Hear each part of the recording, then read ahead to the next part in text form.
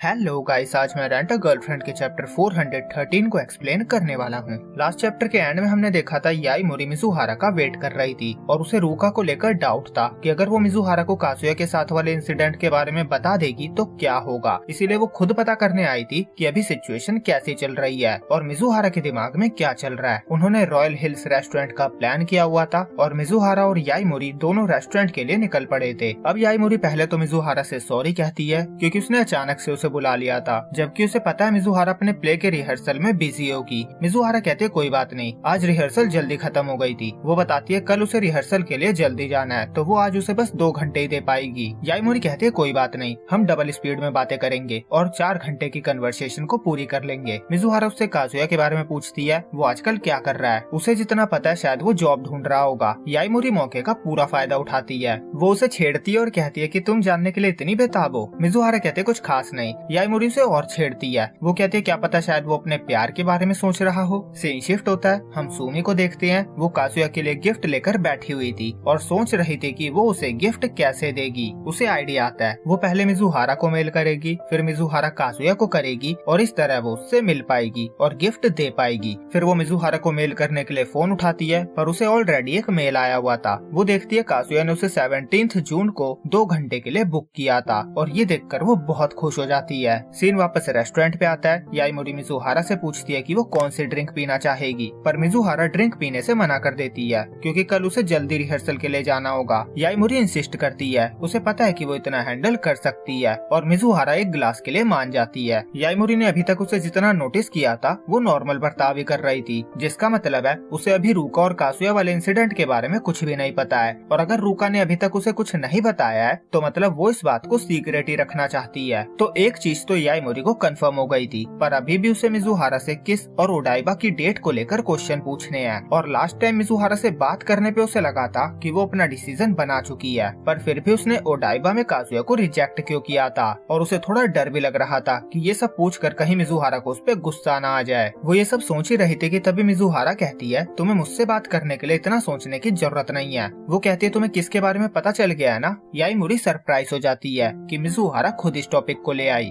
Mizuhara कहती है उसे पता है याईमोरी और काजुया क्लोज हैं और काजुया से इस बात को सीक्रेट रखने के लिए कहने का उसे कोई हक नहीं था। याईमोरी सोचती है तो इसने मान लिया होगा कि मैंने आज की हमारी मुलाकात के बारे में भी काजुया को बता दिया है। वो सोचती है काजुया जीत गया। मिजुहारा कहती है अगर उस बात के लिए तुम मुझ पे हंसोगी भी तो मुझे बुरा नहीं लगेगा, क्योंकि मुझे खुद भी काफी अजीब लगा जब हम ड्रिंक करते हुए बात कर रहे थे और तुमने किस करने का सजेशन दिया था तो मुझे भी वो बेकार लगा था, पर देखो मैंने वही किया। याईमोरी को याद आता है एक बार उसने कहा था कि वो दोनों हवाई ट्रिप पे किस कर चुके हैं, तो अपनी ट्रू फीलिंग्स को पता करने के लिए उन्हें एक बार किस करके ट्राई करना चाहिए। उसे समझ आता है वो किस उसका आंसर नहीं था, बल्कि मिजुहारा ने याईमोरी की एडवाइस को फॉलो किया था। उसने दूर दूर तक ये नहीं सोचा था क्योंकि मिजुहारा काफी सीरियस लड़की है, तो उसका उसकी एडवाइस को फॉलो करना काफी शॉकिंग था। मिजुहारा कहती है ओडाइबा में काजुया को रिजेक्ट करने के बाद भी घर वापस आते हुए उसने कहा था कि वो फिर भी वेट करेगा। वो कहती है मुझे नहीं पता मैं क्या करूँ। याईमोरी सोचती है मिजुहारा भी समझती है कि उसने जो किया था वो गलत था, इसीलिए वो भी दुविधा में है, जिसका मतलब है उसके पास अभी भी कोई आंसर नहीं है। पर वो सोचती है मिजुहारा 11 जून की डेट के लिए हाँ कर चुकी है।